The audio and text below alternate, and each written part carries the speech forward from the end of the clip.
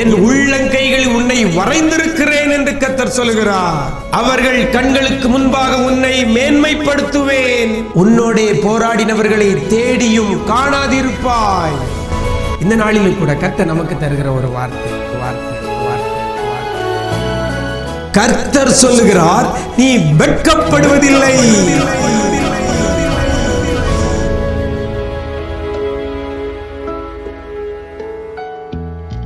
கிறிஸ்துவில் பிரியமானவர்களே, ஆண்டவராய் இயேசு கிறிஸ்துவின் ஈடு இணையற்ற நாமத்தில் உங்களுக்கு அன்பின் வாழ்த்துக்கள். நிஜம் தொலைக்காட்சியின் இந்த விசேஷித்த வார்த்தை நிகழ்ச்சி மூலமாக உங்களை சந்திப்பதில் ரொம்ப சந்தோஷம். இந்த நாளில் கூட கர்த்தர் நமக்கு தருகிற ஒரு வார்த்தை ஏசாயா தீர்க்கதரிசியின் புஸ்தகம் 49ஆம் அதிகாரம் 23ஆம் வசனத்தில் இவ்வாறாக சொல்லப்படுகிறது. வெட்கப்படுவதில்லை அப்படின்னு வேதவசனம் சொல்லுகிறது. கர்த்தர் சொல்லுகிறார், நீ வெட்கப்படுவதில்லை, நீ வெட்கப்படுவதில்லை.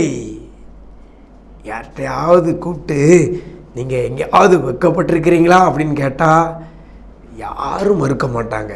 ஆமாய்யா, நான் வெட்கப்பட்டிருக்கேன், பல இடத்துல வெட்கப்பட்டிருக்கிறேன், பல சூழ்நிலையில் வெட்கப்பட்டிருக்கிறேன் அப்படின்னு தான் எல்லாரும் சொல்ல முடியும். ஏன்னா வெட்கப்படுகிற நிலைமை எல்லாருடைய வாழ்க்கையிலையும் வந்திருக்கிறது.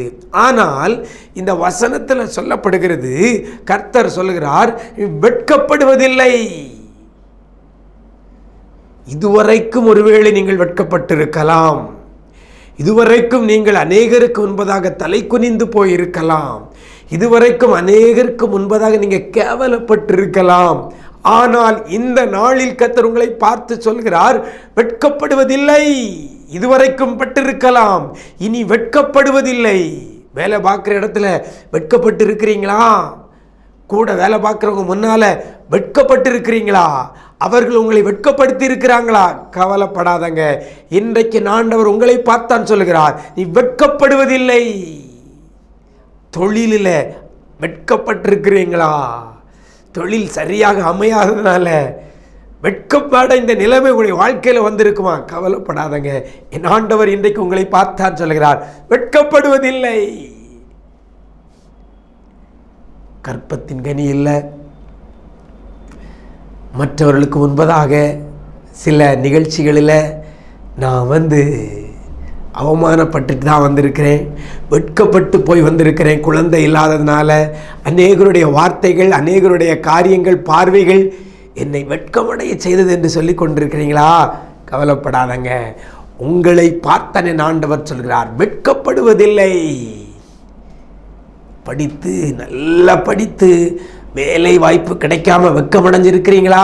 ஒருவேளை நிறைய பேர் சொல்லலாம், என்னை விட மார்க்கு குறைய எடுத்தவங்கெல்லாம் வேலை பார்க்குறாங்க, ஆனால் எனக்கு வேலை கிடைக்கல. என்னை விட குறைவான மார்க் மதிப்பெண் எடுத்தவங்களாம் இன்றைக்கி நல்ல நிலைமையில் இருக்கிறாங்க, நான் இப்படி இருக்கிறேன், எனக்கு ஏன் இந்த வெட்கம் என்று சொல்லி கொண்டிருக்கிறீங்களா? உங்களை பார்த்தா இந்த வார்த்தை வருகிறது, வெட்கப்படுவதில்லை.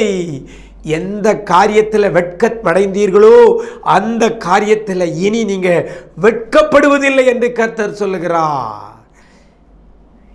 யார் வெட்கப்படுவதில்லை என்று சொல்லி இந்த வசனத்தில் அழகாக சொல்லியிருக்கார் நம்முடைய ஆண்டவர். யார் வெட்கப்படுவதில்லை? கர்த்தர் சொல்லுகிறார், எனக்கு காத்திருக்கிறவர்கள் வெட்கப்படுவதில்லை. அந்த வசனத்தில் முன்னால் போட்டிருக்கிறது, எனக்கு காத்திருக்கிறவர்கள் வெட்கப்படுவதில்லை. எனக்குன்னா யாரு? அது அழகா சொல்கிறார், நான் கர்த்தர், எனக்கு காத்திருக்கிறவர்கள் வெட்கப்படுவதில்லை என்று கர்த்தர் சொல்லுகிறார். அவர் கர்த்தர், அவருக்கு காத்திருக்கிறவர்கள் வெட்கப்படுவதில்லை. நீங்க கர்த்தருக்கு காத்திருக்கிறீர்களா அல்லது மனுஷனுக்கு காத்திருக்கிறீர்களா? நீங்கள் கர்த்தருக்கு காத்திருந்தால் வெட்கப்படுவதில்லை. மாறாக உங்களுடைய பணத்தை நம்பி அதுக்கு காத்திருந்தா, அல்லது உங்களுடைய அறிவை நம்பி அதற்கு காத்திருந்தா, அல்லது உங்களுடைய பலத்தை நம்பி அதற்கு காத்திருந்தா வெட்கப்பட்டு போவோம். யாரெல்லாம் கர்த்தருக்கு காத்திருக்கிறீர்களோ அவர்கள் வெட்கப்படுவதில்லை. சங்கீதக்காரன் சொல்கிறான், நான் கர்த்தருக்காய் பொறுமையுடன் காத்திருந்தேன், அவர் என் பக்கமாய் சாய்ந்தார் அப்படின்னு சொல்லப்படுகிறது. நீங்க கர்த்தருக்கு காத்திருந்தால் அவர் உங்க பக்கமாய் சாய்வார். அவர் உங்க பக்கமாய் சாய்கிற பட்சத்தில் நீங்கள் வெட்கப்படுவதில்லை. கர்த்தருடைய தலையை நிமிர பண்ணுவார். உங்களுடைய அவமானத்தை மாற்றுவார், உங்களுடைய நிந்தையை மாற்றுவார், உங்களுடைய தோல்வியை ஜெயமாக மாற்றுவார், உங்களுடைய சமாதான குறைச்சலை சமாதானமாக மாற்றுவார், உங்க துக்கத்தை இன்பமாக மாற்றுவார். கர்த்தர் உங்க பக்கத்தில் இருந்தா, நீங்க கர்த்தருக்கு காத்திருந்தால் வெட்கப்படுவதில்லை. இன்னைக்கு கர்த்தரை விட்டுட்டு எதுக்கெல்லாமோ நம்ம காத்து கிடக்கிறோம். நம்ம கர்த்தருக்கு எப்படி காத்திருக்கிறோம்?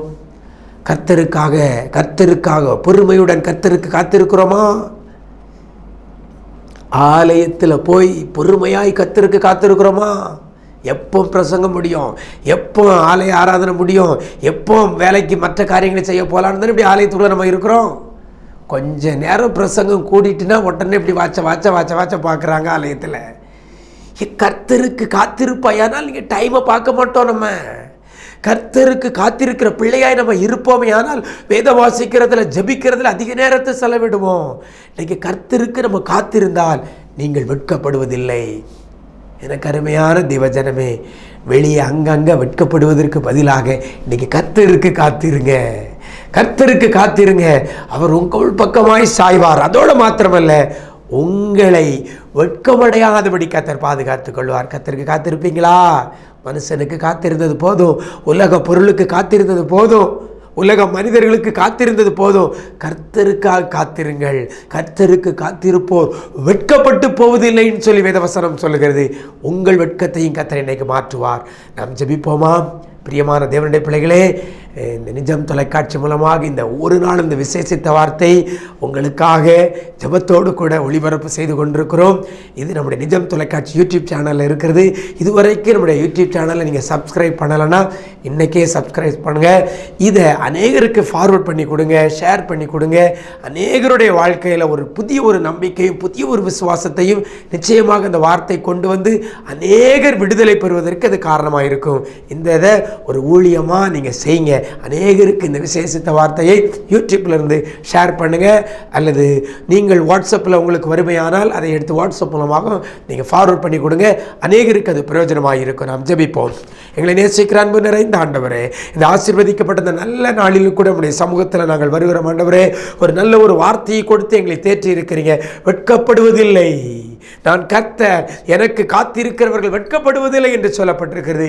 இதுவரைக்கும் வெட்கமடைந்த பிள்ளைகளை உடைய கரத்தில் கொடுக்கிறோம். இதுவரைக்கும் அவமானம் நிந்தைகளை அடைந்த பிள்ளைகளை உடைய கரத்தில் கொடுக்கிறோம். தொழிலில், வேலை பார்க்கிற இடத்துல, எதிர்கால காரியங்களில், மற்றவர்கள் முன்பதாக, சமுதாயத்தில் மற்றவர்களுக்கு முன்பாக, சொந்தங்களுக்கு முன்பதாக, உடன் பிறந்தவர்களுக்கு முன்பதாக வெட்கமடைந்த பிள்ளைகளை உடைய கரத்தில் கொடுக்கிறோம். இதுவரைக்கும் எதற்கெல்லாமோ காத்திருந்த பிள்ளைகள் இன்றைக்கு உமக்கு காத்திருந்து, கர்த்தராகிய உமக்கு காத்திருந்து, எங்களை படைத்தவராகிய உமக்கு காத்திருந்து, எங்களுக்காக ஜீவனை கொடுத்து, இரத்தத்தை சிந்தி ஜீவனை கொடுத்து, மூன்றாம் நாள் உயிரோடு எழுந்த ஆண்டவரே உமக்கு காத்திருந்து, தன்னுடைய வாழ்க்கையில இனி வெட்கமடையாதபடி என் ஆண்டவர் பிள்ளைகளை மாற்ற போறதற்காக நன்றி செலுத்துகிறோம். எங்கெங்க அவமானத்தை கண்டார்களோ, எங்கெங்க நிந்தையை கண்டார்களோ, அப்படிப்பட்ட பிள்ளைகளுடைய காரியங்கள் எல்லாவற்றையும் இன்றைக்கு ஜெயமாய் நீர் மாற்ற போறதற்காக நன்றி செலுத்துகிறோம்.